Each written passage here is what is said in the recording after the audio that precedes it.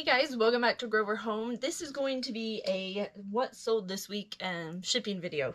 So I'm going to go through what we sold this week, give you an idea of what's selling, what's a good pickup, and what maybe to avoid. So first off, we sold this Mervin's house. I only paid like $2 at the thrift store for it. It sold for $16.50. Not a high dollar one. These Mervin's ones don't sell for really great, so if you get them cheap, it's kind of worth it. They are a lot to box up, being fragile. It doesn't have a box, so it's going to take me a little longer. We have this Camelot game. This one sold for $30. I believe I paid $5 for it.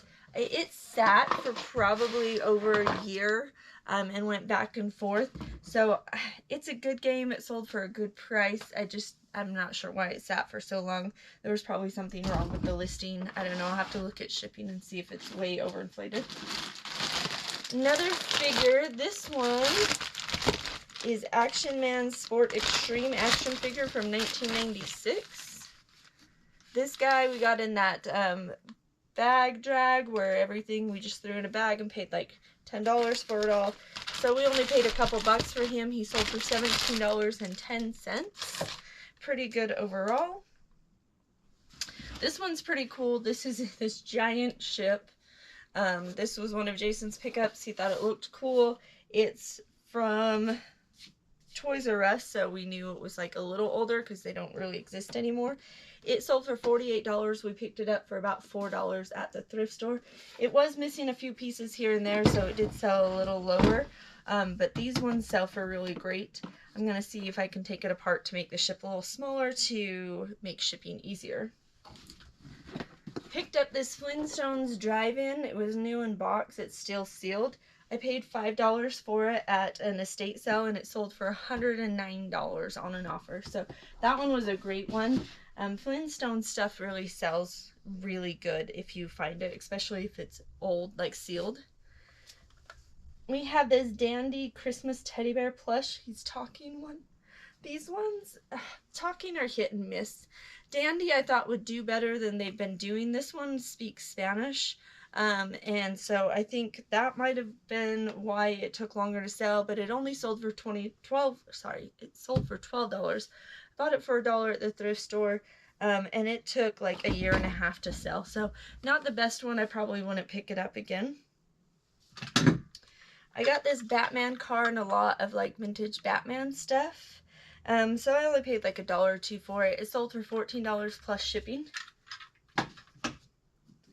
This little carnival glass cup I got in a lot of a whole bunch of other glass. I only paid like $1 or so for it. It sold for $13 plus shipping. It's in great condition. This is like the last of my trinket boxes. I bought a whole bunch of these for really cheap. I think I paid like $2 for this one. It's a Mr. Christmas one, so I thought it would do a little better.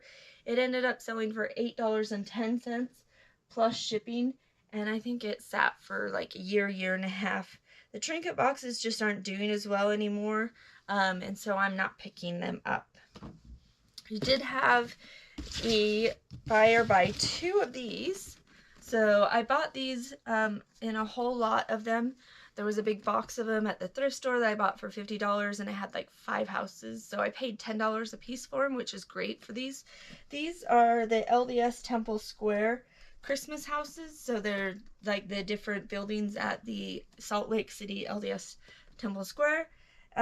This one I bought for $10. It sold for $65 plus shipping. And this one I bought for $10, and it sold for $52 plus shipping to the same person. So I'll be able to put them in a box together. So those are some of our things. Obviously Flintstones and Christmas houses are always on the lookout. Vintage toys are always great. And some of the Christmas stuff is really just hit and miss. Thanks for watching, guys.